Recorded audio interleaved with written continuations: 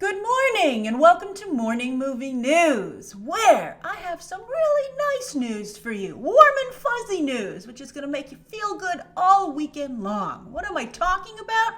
I'm talking about great talent getting great opportunities. And the first one up is Jesse Plemons. Doesn't it make you feel so nice to see great actors finally gaining some traction? So let's talk about the course of Jesse Plemons' career. He's been around for a while now, but it seems like he's finally going to break through to the big time. So many of you discovered him on Friday Night Lights. I discovered him on Breaking Bad, and whenever I talk about that, everyone always says, "How did you miss him on Friday Night Lights?" Then, of course, he went on to Fargo Season 2, where he worked with Kirsten Dunst. She did a great job that season as well. They had been friends before, but during that filming that season, they decided to get married, so that's very nice for him. She made a cameo in his amazing Black Mirror episode. It's a blink and you miss it cameo, so you got to really be eagle-eyed to catch it.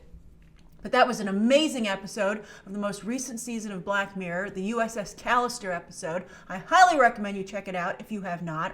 He killed it there. And then he also stole many scenes. I wouldn't say the entire show because it's just a great movie overall, but he was certainly a valued cast member in Game Night. I feel like his agent on the phone with Disney being like, "You gotta hire Jesse Plemons," and his agent got them to hire him because Jesse Plemons is indeed working on an upcoming Disney movie, one of their theme park films. Let's hope it's less Haunted Mansion and more Pirates of the Caribbean, the early days ones. But he's going to be the villain in the new Jungle Cruise movie. This is not only from the juggernaut that is Disney these days, but it's The Rock's upcoming movie, right? His career's going pretty well. I think that Rampage, scored that #1 debut, but I think he's still struggling a bit. I think he works too much. But anyway, I think on paper at least, it's exciting to be in the Rock movie, right? Particularly one that's coming from Disney. They're not going to let that one languish. And then, of course, another Disney favorite, Mouse House favorite, Emily Blunt will also star. She's going to be Mary Poppins. She's hot off of The Quiet Place. So that's fantastic. Also, to round out the rest of the movie, they're not quite as exciting as Disney, The Rock, and Emily Blunt, right? Wow, what a group! But Joan Collette Sarah will direct. Disney stole him from Warner Brothers. Warner Brothers wanted him for Suicide Squad 2, but Disney got to him first. And also, their project probably, at this point, the two films, the Harley Quinn Birds of Prey movie is apparently going to shoot first, but Suicide Squad 2, Warner Brothers is hoping to, don't take your makeup off, Margot. Go shoot Suicide Squad 2 right now.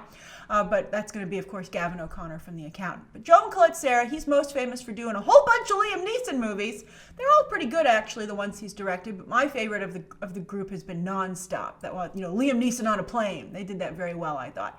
And Joan Collette Sarah brought a lot to the table, especially in a confined space from a director's perspective.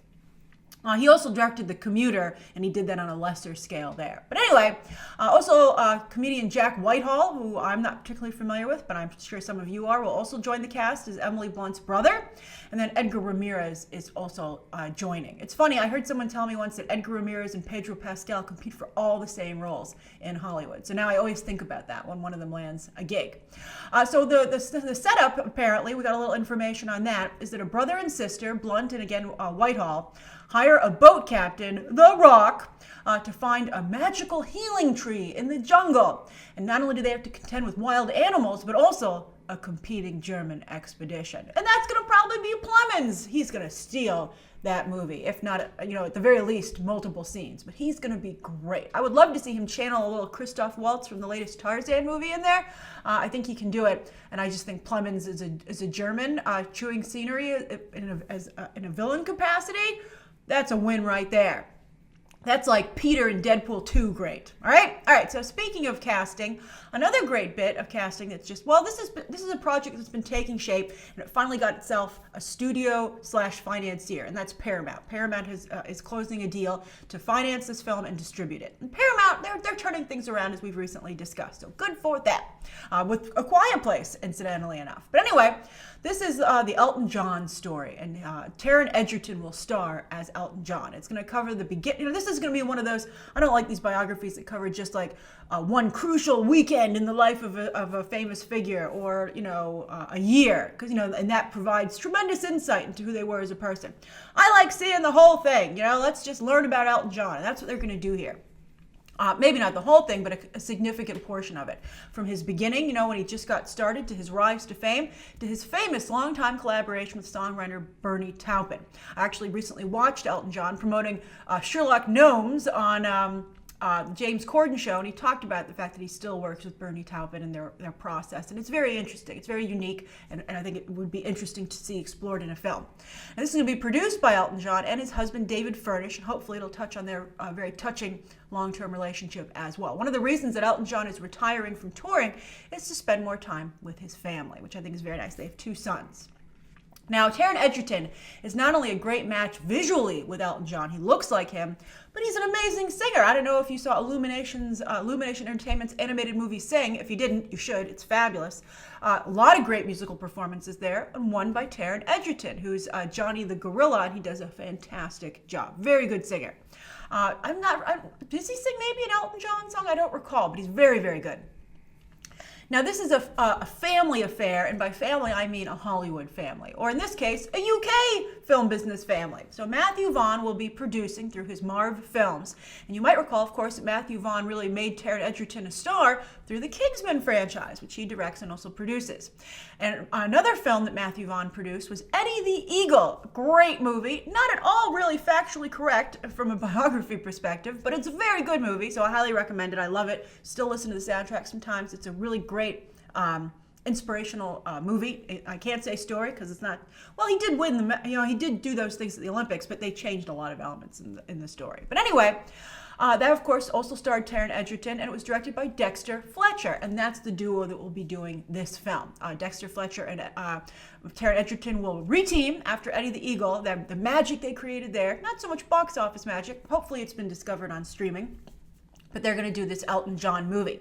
And Dexter Fletcher is a name that we recently discussed because he recently took over the Bohemian Rhapsody movie from Bryan Singer after Singer had a meltdown and refused to turn up to set.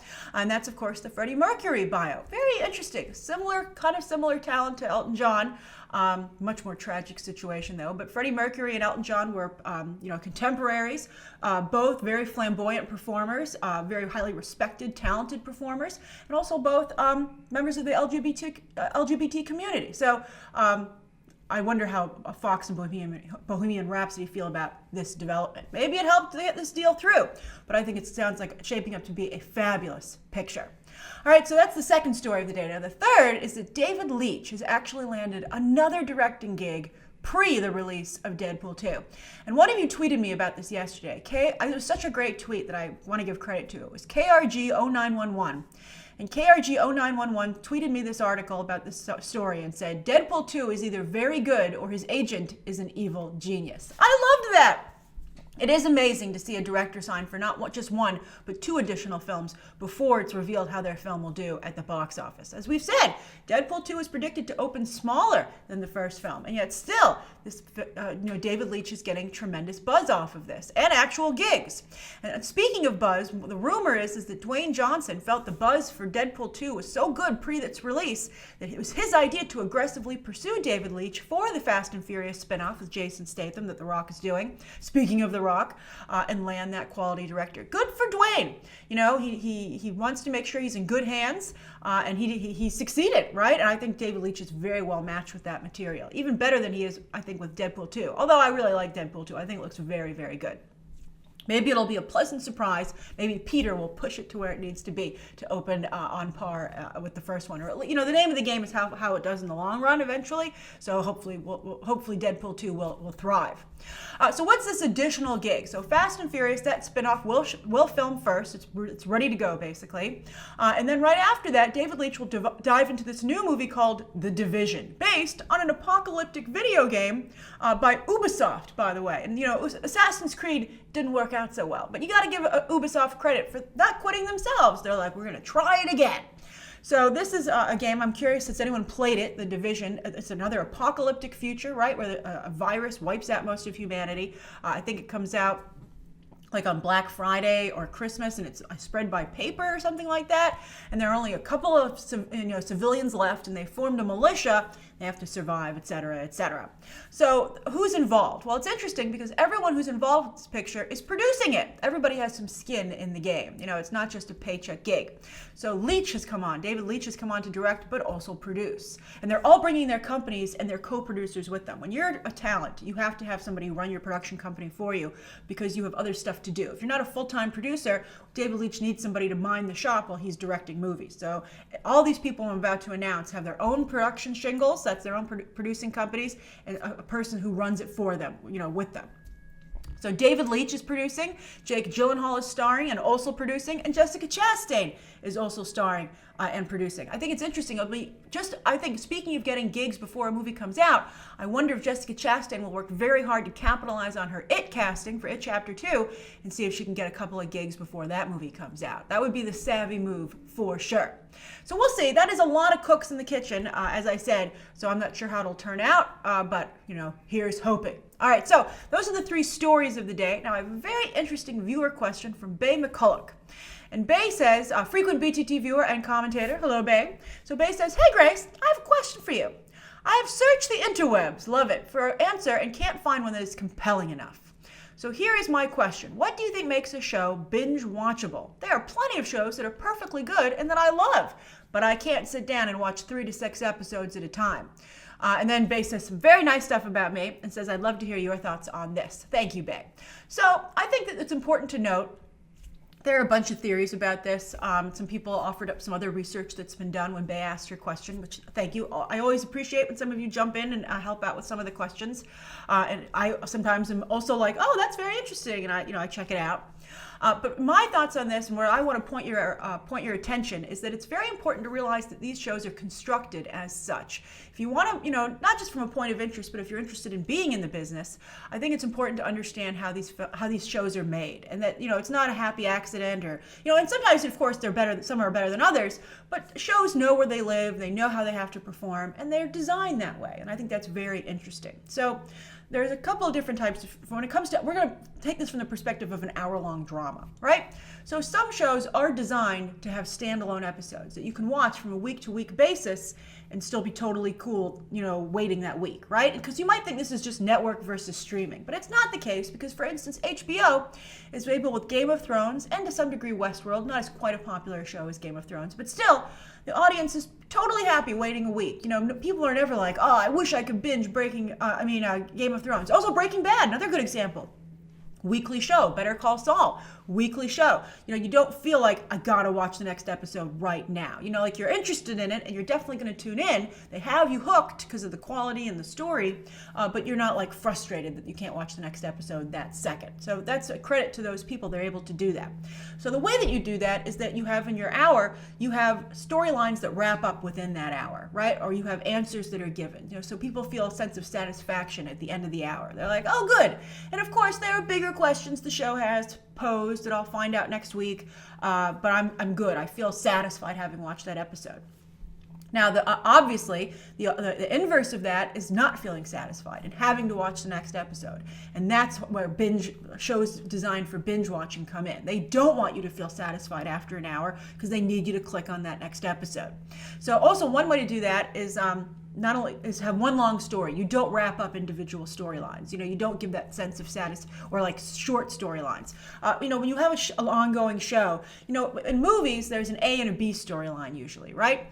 That has to be solved. But with a television show, there are multiple arcs. And so you have them, for the overall show, you have for each character, and so there are things that, last the full season. There are things that last just one episode, some things that last 3 episodes. That's the way it's designed. And they often for TV will have these beautiful boards where they have like note cards, as I'm sure you've seen pictures of, and they'll figure this all out. And it's constructed intentionally, and that's why they have writers' rooms working on this.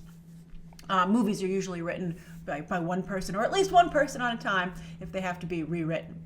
So that's how it works. And then also with a binge watch show, you want to end each episode on a cliffhanger. Now that cliffhanger can either be what's going to happen to a character, like you leave them in the middle of a scene and you're like they're in danger, and so you have to see what happens to them. Sometimes it's also they promise you an answer, like, oh, we finally found the secret facility. Do you want to know what's in it? You better watch the next episode. Or they'll ask a new question and they're like, can you believe that we need to now know this? What happens here? This is a brand new part of the mystery. And so you want to see if they have any developments right away. So that's how it's done. And so it's very interesting. And so I would encourage you, it's great that you're thinking this way, Bay. And so I would encourage you to, to do some of the research yourself, to look at the different shows, see where they end. Just take note of it while you're watching it and figure that out. And I think it'll be, since you're interested in this, I think you'll find that very interesting as well. I love it. I love breaking things down. And the structure of TV shows and movies is always one of those very interesting things. Cinematic universes being another, specific story structure. It's all fascinating. But just make sure you give Hollywood more credit than sometimes I think people do, and that these things are often intentionally constructed, and quite well sometimes. All right, so that's today's warm and fuzzy morning movie news. I hope you tell me if it does make you feel good for the weekend. Write your thoughts down below, your own thoughts on Bay's question, what observations you have about shows that you can watch week to week or that need to be binged. And then, of course, anything you'd like to see covered on Monday, and any questions that you might have. Thanks for watching. Bye.